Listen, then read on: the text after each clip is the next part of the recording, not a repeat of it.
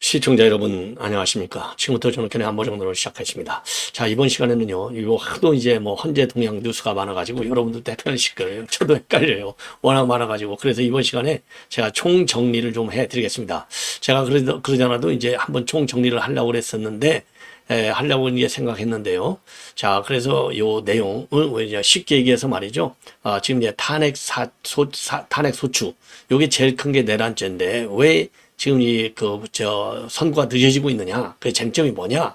자, 그래서 이 쟁점과 관련해서 설들이 여러 가지가 있어요. 자, 그래서 요거를 갖다가 이제 잘 정리를 한번 해 봤습니다. 자, 그래서 요 정리한 내용을 보시면 여러분들께서 이해가 굉장히 좀 더 클리어하게 잘 될 것 같습니다. 자, 이게 하나 있고요. 그 다음에는 요 이제 헌재, 그야말로 그 탄핵, 요게 이제 불복하느냐 말느냐. 그래서 인용은 인용대로 기각은 기각대로 어마어마한 사회적 혼란을 야기할 가능성이 상당히 크다. 이게 이제 거의 공식처럼 되어 있거든요. 자, 그래서 조선일보하고 중앙일보는 사설을 걸어놨었고, 동아일보는 또 사설이 없네요. 자, 그래서 조선일보하고 중앙일보가 나온 사설의 흐름을 여러분께 말씀을 드리고, 그리고 앞방송에서부터 제가 말씀드리려고 했던 내용, 그게 뭐냐? 이 대한민국이 간첩 천국이 됐지 않습니까? 그래서 요 간첩, 그러니까 충북 동지회, 이게 이제 간첩인데, 충북 동지회 사건과 관련해서 보면, 3년 6개월이나 걸렸어요. 야, 이게 바로 뭘 얘기하느냐? 북한 노동당의 대남 공작, 대남 사업, 대남 목표, 이거가 이제 사업부를 장악하는 거거든요. 사업부를 장악하는 건데, 사업부 장악하기 전에 사법부 거부 운동을 벌이는 거나 마찬가지입니다. 이게 사법투쟁의 핵심 중에 하나예요. 그래서 재판을 거부하는 거예요. 재판을 거부. 그러다 보니까 3년 6개월이나 걸렸어요. 요것이 이제 조선일보 사설에도 나오고, 그리고 윤종호, TV조선의 9시 메인 앵커죠. 윤종호 앵커가 이거를 멋있게 논평을 했습니다. 그래서 요 논평 내용을 중심으로 해서 여러분들께 자세하게 좀 설명을 드리도록 하겠습니다. 자, 그러면 말이죠. 지금 헌재에서 돌아가고 있는 요 사안과 관련해서 여러분께 이제 말씀을 드리겠습니다. 우선 이 쟁점별로 말씀을 드리면, 우선 이제 우리가 꼭 알아야 될 거, 탄핵 소추 사유, 이게 이제 바뀌어졌잖아요. 내란죄가 이제 들어가서 내란죄가 들어가는 바람에 소추안이 가결이 돼서, 그리고 이제 헌재까지 보냈어요. 그래서 심리를 하려고 봤더니 이거 내란죄가 들어가면 심리가 더뎌져. 제일 시간이 많이 걸려. 그리고 이게 또 판결이 어려워. 이게 정말 죄인지 아닌지. 굉장히 리스크가 크다는 얘기죠. 법리적으로 본다면. 그것을 살짝 뺐어요. 그래서 이게 논란이 되고 있는 게 제일 큰 쟁점 중에 하나고, 그 다음에는 지금 형사재판은 형사재판대로 들어가고, 그리고 이제 헌재는 헌재대로 들어가고 있는 거예요. 자, 그런데 이제 헌재는 형사재판이 끝나기 전에 헌재가 지금 먼저 끝난다는 겁니다. 자, 이게 박근혜 대통령하고 이제 똑같은 코스를 가는 건데, 박근혜 대통령 재판에 우리가 교훈적 요소가 바로 뭐냐? 아니, 헌법재판소 이 판결이 너무나 빨리 끝나다니까 이게 졸속 심리가 되는 거예요. 그래서 아까도 말씀드렸지만은 이게 법에 따르면은 심리를 정지하거나 각하는 것이 맞다 이겁니다. 헌재 재판을. 그래서 형사 재판이 끝나는 걸 봐야 돼. 왜냐하면 형사 재판은 굉장한 엄격한 증거주의를 가지고 심리를 하잖아요. 근데 이 헌법재판은 아무래도 좀 정치적인 재판성에 강하다 보니까 이게 엄격한 형사소송법상의 증거를 사용하지 않아. 증거주의가 그렇게 엄격하지 않아요. 그래서 형사 재판이 끝날 때까지 헌재의 재판은 지금 중지하거나 각하는 것이 법률상으로 볼 때도 맞는데 이게 안 지켜지고 있는 거. 그리고 세 번째는요, 이게 대통령의 직무상 고유 권한에 속하는 통치권적 행위냐, 아니면 직권을 남용해서 내란죄를 범한 것이냐. 요게 이제 또 하나의 쟁점이 되는 겁니다. 자, 그런데 이게 직권 남용입니까? 아니죠. 그리고 직권 남용을, 그런데 문제가 뭐냐? 직권 남용이라는 이유로 검찰과 공수처가 이게 수사를 한 거예요. 이게 이제 그야말로 꼬리가 몸통을 흔든 격이 됐다. 그래서 이게 논란이 되는 것이고, 그 다음에 아까도 말씀드린 증거의 불법성, 증거 능력, 이거 가지고 헌재에서도 재판이 한번 헌재 변론 과정에서도 변호인단하고 그다음에 문영배하고 한번 붙었죠. 그래서 이게 굉장히 중요하다. 왜냐하면 아니, 검찰에서의 진술은 우리가 신뢰할 수 없지 않습니까? 제대로 된 방어권도 없었고, 그래서 헌재 재판관 앞에서 발언한 내용의 증거를 능력을 더 크게 인정해야 될 것이 아니냐 이겁니다. 예. 자, 그래서 요 문제가 하나 있고, 다섯 번째, 탄핵 심판의 목적이 뭐냐 이겁니다. 예. 자, 그래서 이 목적이, 그런 게 현재 심리의 목적을 상실할 수 있어서 각가가 맞다는 겁니다. 예. 이런 이제 종합적인 그 정리가 되겠습니다. 그래서 요 다섯 가지 우리가 이제 꼭 아셔야 할 쟁점들, 요것을 여러분께 설명을 드렸습니다. 설명을 좀 자세하게 지금 내 정리를 해 드리겠습니다. 우선요, 탄핵 소추 사유가 그 하나의 중대한 사정의 변경, 동일성의 원칙을 결여한 거예요. 이게 절차적 정당성이 결여됐고, 그래서 동일성의 원칙이라고 하는 것은 처음에 소추의 사유가 내란죄였으면 내란죄가 끝까지 사유로 남아 있어야 돼. 근데 이거를 빠뜨렸잖아요. 빠뜨리려면 절차적으로 본다면 별도의 국회 의결 절차를 거쳐야 되는데 이걸 또 안 거쳐. 이게 이제 문제가 되는 겁니다. 그래서 논점은요, 국회는 윤 대통령 탄핵 소추안에서 내란죄를 주요 사유로 포함시켰는데 심리 과정에서 철회했어요. 이 철회하는 배경에는 문영배하고 이재명이하고 내통했다, 이런 문제가 제기되는 거잖아요. 그래서 탄핵 소추 의결의 근거가 되는 핵심 사유의 실질적 변경에 해당되기 때문에 이게 80%라는 거 아니에요, 탄핵 소추에. 이게 이제 그래서 큰 쟁점이 되고 있어요. 그럼 법리적으로 본다면 어떻게 되냐? 헌법 65조와 헌법재판소법 49조를 우리가 이제 봐야 되는데, 이 법을 보면 탄핵 소추는 국회에서 의결된 소추 사유를 기반으로 심리되어야 하고, 사유의 중대 변경은 새로운 소추 의결 없이는 허용되지 않습니다. 내란죄 철회는 소추 사유의 약 80%를 차지하는 중대한 변경으로 간주되고 있기 때문에 원래의 의결서와 달라진 사유로 심리를 진행하는 것은 절차적 정당성을 상실한다. 따라서 이러한 사유 변경으로 인해서 헌재는 이것을 각하하고 국회에 재소추를 요구해야 한다가 결론입니다. 제가 방송에서 얘기하는 결론은요, 이 법률 전문가들, 그리고 이제 과거의 판례들을 종합적으로 내린 결론이 되겠습니다. 이게 중요한 각하 사유 중에 하나가 되는 겁니다. 두 번째는요, 형사소송 진행과의 중복성, 그리고 그다음에 심리 정리 가능성인데, 이제 쟁점이 바로 뭐냐? 윤 대통령에 대한 내란죄, 그다음에 직권남용 혐의로 형사소송이 지금 현재 진행 중에 있어요. 이것은 탄핵소추 사유와 동일한 사실관계를 다루는 그런 지금 재판이 되는 겁니다. 이게 지기현 판사가 하고 있지 않습니까? 그러면 어떤 법리를 적용해야 되느냐? 법리적으로 본다면 헌법재판소법 제51조가 있어요. 이 51조는 어떻게 되어 있느냐? 탄핵 심판 청구와 동일한 사유로 형사소송이 진행 중인 경우, 지금 딱 현 윤석열 대통령의 경우가 바로 이 경우예요. 재판부는 심판 절차를 정지할 수 있다라고 헌법재판소법 51조가 규정하고 있어요. 박근혜 전 대통령 탄핵 심판 당시에도 불소추 특권으로 심리가 정지되지 않았는데, 윤 대통령은 내란죄 기소가 가능하므로 심리 정지가 법리적으로 타당해요. 박근혜 대통령은 왜냐하면 내란죄, 외환죄의 경우에는 이거는 이제 그 이외에는 재판을 받지 않게 되어 있잖아요. 자, 그래서 그 당시에는 이제 불소추 특권으로 심리가 정지되지는 않았는데, 이번에는 정지가 법리적으로 타당하다 이겁니다. 내란죄 기소가 가능하기 때문에. 따라서 형사소송 결과가 확정되기 전에 탄핵 심판은 선결 조건을 충족하지 못하는 법리적 문제성을 갖고 있는 겁니다. 따라서 형사소송과의 중복성을 고려 볼 때 헌재 심리를 정지하거나 또는 헌재에서 이 사건을 갖다가 탄핵 소추안을 각하하는 것이 적절해요. 그러니까 형사소송하고 중복되는 거, 그리고 앞에서 또 내란죄도 빼앗았기 때문에 각하 사유가 충분하다. 벌써 각하 사유가 2개나 나왔지 않습니까? 그 다음에 대통령이 직무상 권한하고 권력 직권 남용죄 적용의 한계는 뭐냐? 쟁점은 뭐냐면요, 탄핵 사유 중에 직권 남용죄는 대통령의 헌법상 권한 행사에 적용되기는 어렵다라고 보는 겁니다. 예, 직권남용죄가 대통령의 헌법상 권한행사에 적용되기 어렵다. 자, 왜? 대통령의 비상계엄 선포는 헌법 제77조에 명시된 고유 권한으로 이를 직권남용으로 판단하려면 명백한 법률 위반과 권한의 목적 이외에 사용이 입증이 되어야 합니다. 예, 그러니까 직권남용으로다가 이제 소를 제기해갖고 이걸 수사를 하려면 명백한 법률 위반과 권한 목적 외 권한 목적의 이외 사용이 입증돼야만, 법률이 위반됐거나 명백하게 법률이 위반됐거나 또는 권한 목적, 대통령으로서 헌법에 부여된 권한의 목적 이외로 사용됐을 때 권한 직권 남용이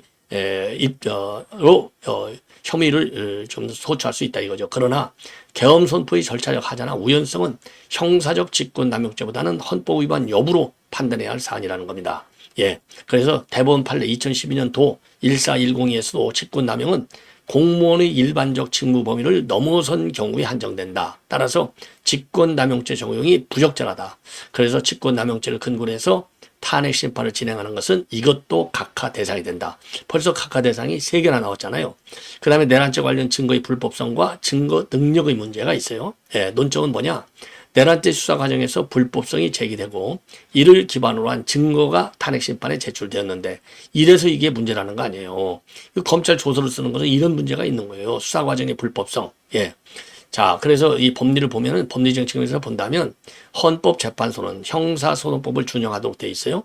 그래서 이제 헌법재판소법 제 40조입니다.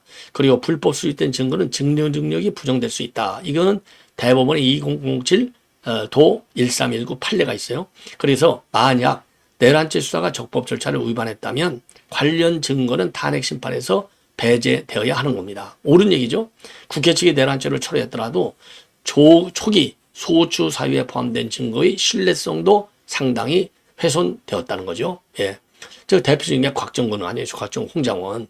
그래서 결론은 뭐냐? 증거의 불법성 논란으로 심리의 실체적 정당성이 결여되어 있기 때문에 이것도 각하가 되어야 할 중대한 이유 중에 하나입니다. 벌써 각하 사유가 4개나 나왔잖아요. 그 다음에 탄핵 심판의 목적 상실 가능성. 탄핵 심판의 목적이 상실됐어. 뭐냐? 형사소송에서 내란죄로 유죄가 확정될 경우에는 대통령은 자동으로 직을 상실하게 돼 있어요. 직을 상실한다. 이렇게 돼 있는데 법리적으로 본다면 형법 제87조 내란죄는 최소 징역 7년 이상을 규정하고 있고 공직선거법 제19조에 따라서 대통령직 상실 사유에 해당됩니다. 그리고 헌법재판소법 제53조는 피청구인이 직을 상실하면 탄핵 심판을 각하하도록 규정하고 있습니다. 예. 그래서 이 헌법재판 53조 다시 한번 말씀드리면 피청구인 즉 대통령이 직을 상실할 경우에는 탄핵 심판을 각하하도록 규정하고 되어 있어요. 각하. 자, 직을 상실했으니까 이제 이미 여기서 직을 상실하고 대통령이 아닌데 그 뭐 또 탄핵 심판에 이거 말이 안 되잖아요. 대상이 없어졌잖아. 대통령 직이라고 하는 대상. 그래서 내란죄 수사하고 재판이 180일 내에 종료되기는 어렵지만은 이론적으로는 직 상실 시에는 탄핵 심판은 의미가 없어지는 거죠. 이미 그만두고 집에 갔는데. 예. 따라서 결론은 뭐냐? 잠재적인 대통령직 상실 가능성을 고려한다면은 헌재 심리는 목적을 상실할 수 있어서 각하가 맞다. 예, 헌재 심리는 이거는 이제 가설적 이론적인 내용이 되겠습니다. 형사소송법에서 내란죄로 유죄가 확정될 경우를 가설적으로 상정해 본 이게 쟁점 설명이 되는 겁니다. 그래서 종합적으로 본다면 어떤 결론에 우리가 이를 수 있느냐 이겁니다. 윤 대통령의 탄핵 심판은 소추 사유의 중대한 변경 그리고 형사소송과의 중복성 그리고 세 번째는 직권죄 적용의 부적절성 네, 이게 네 번째고 다섯 번째가 증거의 불법성 예. 이게 네 번째네요. 첫째가 소추 사유가 변경된 거, 중대한 변경. 두 번째가 형사소송과의 중복. 그리고 세 번째가 직권남용죄 적용의 부적절성. 네 번째가 증거의 불법성. 다섯 번째가 심판 목적의 상실 가능성. 이런 다중적 법리적 문제로 인해서 각하되어야 한다. 헌법재판소는 헌법과 법률에 따라서 절차적, 실체적 정당성을 엄격히 판단해야 하며 이를 충족하지 못한 현 심판은 국회에 재소추를 요구하는 방향으로 정리되는 것이 법리적으로 타당하다. 이렇게 결론을 낼 수 있습니다. 자, 다시 한번 마지막 결론 부분을 다시 말씀드려요. 5가지 이유로 각하가 맞다 이겁니다. 첫째, 탄핵 소추라고 하는 소추의 사유, 내란죄가 빠진 거 이게 중대한 변경이 되는 것이고 그리고 형사소송하고로 중복이 되고 있다는 점 그리고 직권남용죄는 적용할 수 없다는 점 네 번째가 증거의 불법성이 있다는 점. 다섯 번째는 지금 형사소송법에서 형사소송에서 그러니까 법정에서 이게 유죄가 될 경우에는 직을 상실하게 되잖아요. 그러니까 심판 목적이 없어지는 거죠. 이미 직을 상실했으니까. 이런 여러 가지 이유로 볼 때 각하가 답이다. 이렇게 결론을 내릴 수 있는 겁니다. 자, 요 내용 여러분께서 굉장히 이거 중요한 내용이 되겠습니다. 요 내용 꼭 숙지하시기 바랍니다. 자, 그래서 지금 그동안에 쭉 나왔던 거. 그러면 지금 문영배가 이 왔다 갔다 하는 이 쟁점. 지금까지 제가 종합적으로 제일 많이 나온 쟁점은 바로 뭐냐? 우선 일사부재의 원칙에 반한다. 일사부재의 원칙. 탄핵 소추라고 하는 중대한 변경이 있었다. 탄핵 소추라고 하는 중대한 변경. 일사부재의 원칙. 예, 그 다음에 증거. 예, 증거. 증거를 여기 똑같죠. 그러니까 내란죄가 빠졌다는 거하고 검찰이 조서를 증거로 사용하는 거. 여기에다가 일사부재의. 그러니까 한 회기에서 왜 똑같은 사안을 두 번이나 다루냐. 예, 요 세 가지가 큰 쟁점으로 돼 있었어요. 요 세 가지 쟁점 때문에 문영배가 말이죠. 우파 헌법재판관들을 설득할 수가 없다는 겁니다. 왜? 첫째는 실력이 없어. 예, 우파 지금 헌법재판관들은 그야말로 쟁쟁한 그야말로 재판만 해온 사람들이야. 예, 그렇기 때문에 실력이 빵빵해. 그런데 문영배는 실력이 빵빵치가 않아. 향판으로만 왔고 고등법원 부장판사밖에 못 해봤어. 예, 그러니까 이제 실력이 부족해. 그리고 나머지 이미선, 정계선, 그 다음에 정정미, 이건 말할 것도 없어. 약해, 실력이. 예. 이게 제일 큰 이유예요. 제일 큰 이유. 그러다 보니까 요 쟁점, 그러죠. 일사부재의 원칙에 반한다는 거. 내란죄 그 철회로 인해서 동일성의 원칙에도 반한다는 점. 그리고 세 번째는 증거 문제. 이거 헌법, 그리고 이제 헌법재판소법을 위반하면서까지 검찰이 조서를 갖다가 증거 능력으로 인정해서 탄핵 심판한다는 점. 요 세 가지가 쟁점인데 요거를 가지고 우파 헌법재판관들을 설득할 수 없다는 겁니다. 그래서 요게 3대 쟁점인과 동시에 이게 요것 때문에 인용할 수가 없다는 거죠. 요것 때문에 인용할 수가 없다.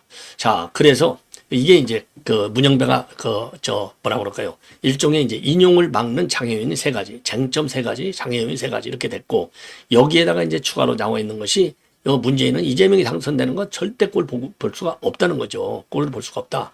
그래서 이제 인용을 이제 안 하겠다. 그러니까 실력적으로도 우파 헌법재판관들을 설득할 수 없는 데다가 정치적으로, 이게 법리적인 면에서, 그러나 정무적인 판단한다면 문재인이가 이재명을 싫어하기 때문에 이거를 탄핵을 인용해가지고 이재명한테 선물을 줄 수가 없는 구도라는 겁니다. 그래서 문재인의 말을 지금 따르고 있다는 것 아니에요. 문재인의 말을 따르고 있어. 그렇기 때문에 무리하게 5대3, 4대4 구조에서 3명을 설득하고 회유하고 압박을 해가지고 인용적으로 끌고 갈 이유가 없다는 거예요. 자, 그래서 지금 문영배의 딜레마가 빠져 있고, 그래서 문영배는 법리는 그러니까 이광범의 LKB가 법리를 좀 지원해 달라. 그리고 당에서는 여론전을 맡아달라. 그래서 두 트랙.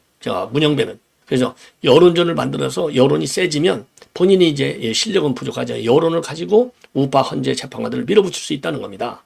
자, 이게이고, 그 다음에 법리. 자기가 갖고 있는 실력으로는 더 이상 이 논리 개발이 어려우니 LKB에서는 법리적인 측면에서의 지원을 해달라는 겁니다. 이걸 가지고, 그러니까 여론과 이 법리 지원, 이걸 가지고 우파 헌재 재판관들을 3명을 회유, 설득, 압박을 해서 인용적으로 갖고 오겠다는 겁니다. 그런데 이게 되냐 이거예요.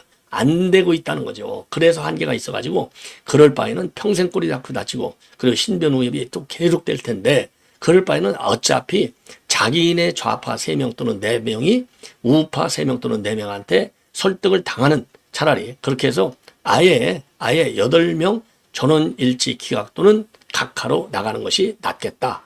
요렇게 지금 생각이 바뀌고 있다는 거 아니겠습니까? 예, 그런데 여기에다가 지금 말씀드린 대로 지금 탄핵소추 사유가 바뀌어졌고, 그 다음에 형사소송도 진행돼 있어도 중복적인 재판이 진행되고 있고, 그리고 직권남용죄가 성립도 되지 않고, 그리고 증거의 불법성이 있다. 그리고 마지막으로 탄핵심판, 형사재판에서 직을 상실하는 형을 받으면 당연히 직이 상실되는데 무슨 놈의 탄핵심판이냐. 요 5개 사항으로 정리를 할 수 있는 거가 되겠습니다. 자, 이 정도면요, 여러분들께서 이제 상당히 좀 도움이 많이 되지 않을까. 이렇게 생각이 듭니다. 예. 자, 이렇게 생각이 들어요. 자, 그리고 말이죠. 그러면 요 간첩 얘기를 좀 아무래도 좀 하겠습니다. 자, 윤종호, 예, 쉽게 얘기해서 윤종호, 지금 이제 조선일보, TV조선의 앵커, 메인 앵커죠. 이분이 어제 제가 들어보니까 아주 쉽게 설명을 잘 해놨어요. 아주 쉽게 설명을 잘 해놨습니다. 자, 그래서 요 조선 그 앵커의 간첩에 농락당한 지금 대한민국 요거를 한번 제가 여러분께 소개해 드리겠습니다. 한번 들어보시죠.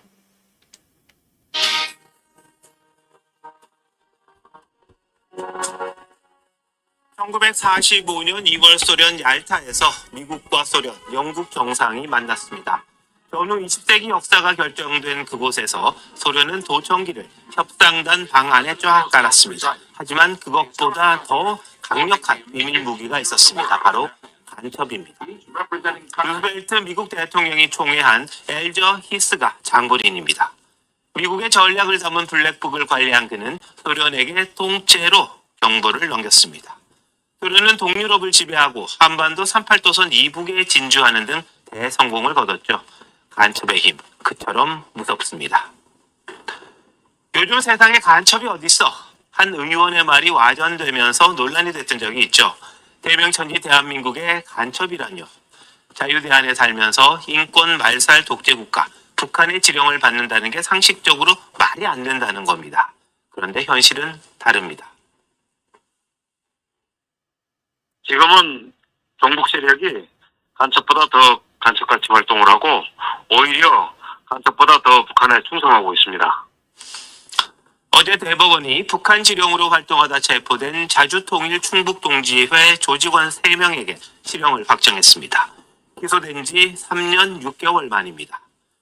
이들은 생명이 다하는 순간까지 원수님의 충직한 전사로 살자고 충성 맹세까지 했다고 합니다. 조직적인 재판 지연 전략으로 1심만 2년 5개월이 걸렸습니다.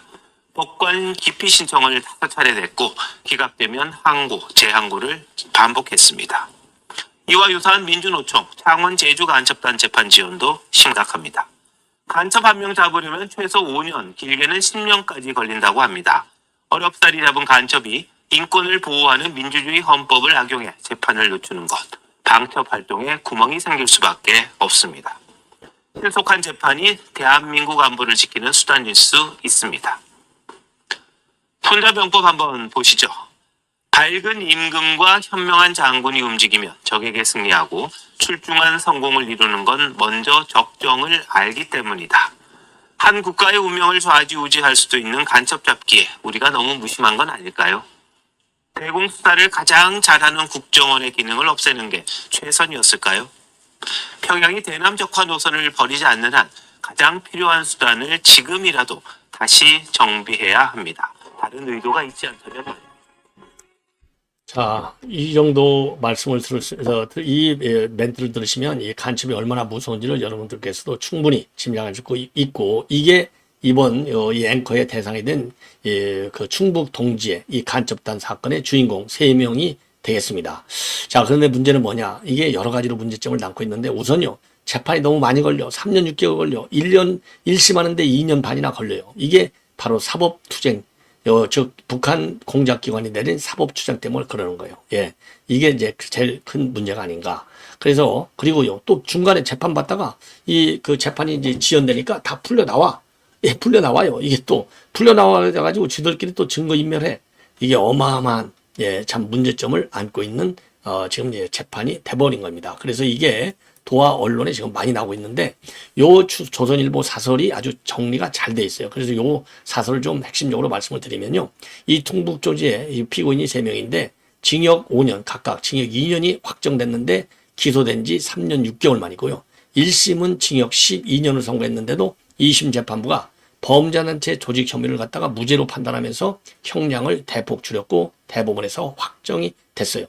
자, 충북동지에는 모두 1, 2, 3수 모두 해외에서 북공작원과 접선한 뒤에 공작금을 받은 혐의도 인정이 됐습니다. 자, 그런데 국회 외교통일위원장 면담 내용을 북에 보고한 거, 이게 국가기밀이 아니다. 그래서 간첩회가 무죄로 판단했는데, 이 부분 왜 이것이 간첩회가 아닌지도 납득하기 어렵다. 법 때문에 그렇다면 법의 허점을 메꿔야 될 것이 아니냐, 이렇게 지적하고 있어요, 사설이. 그리고 피고인들의 재판 농락 굉장히 심각하다. 그래서 간첩 사건 재판은 집중 심리해서 1심 구속기간 6개월 내에 재판을 끝내는 게 상식인데, 그래야 피고인들의 재판 도중에 풀려나서 국가 안보를 해치는 일을 막을 수 있어요. 하지만 이 사건의 피고인들은 온갖 수단을 동원해서 재판을 지연시켜가지고 구속된 피고인들이 다 풀려났고 1심 재판만 2년 5개월이 걸렸습니다. 판사들이 재판 농락을 적극적으로 막지 않았기 때문에 이런 일이 발생한 거예요. 그래서 아직도 1심이 진행 중인 사건이 창원 간첩단 사건, 제주 간첩단 사건, 이것의 경우에 재판 지연은 더 심각하다고 합니다. 장원 가처분 사건을 재판하는 서울중앙지법은 집중심리가 필요하다면서 사건을 집중심리가 사실상 불가능한 창원지법으로 넘겨요. 이것 때문에 이 사건은 2년간 재판 2번 열리고 중단된 상태.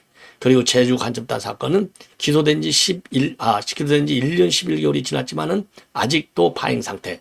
이거는 재판이라고 할 수도 없는 상황이라고 합니다. 판사들은 사건은 많은데 판사가 부족하고 1심 구속재판 기한이 너무 짧다 이렇게 불평을 한다는 거예요. 하지만 2014년 내란 선동 혐의로 기소된 이석기 사건의 경우에는 1심 유죄가 딱 5달 만에 나왔어요. 간첩을 제대로 처벌하지 못하면 결국 나라와 국민이 피해를 본다. 판사들이 경각심을 가져야 된다. 이렇게 조선일보 사설이 주장하고 있습니다. 자, 참 오래간만에 옳은 사설 한번 제가 여러분께 소개시켜 드렸습니다. 시청자 여러분, 이것으로 본 방송은 마치겠습니다. 대단히 고맙습니다.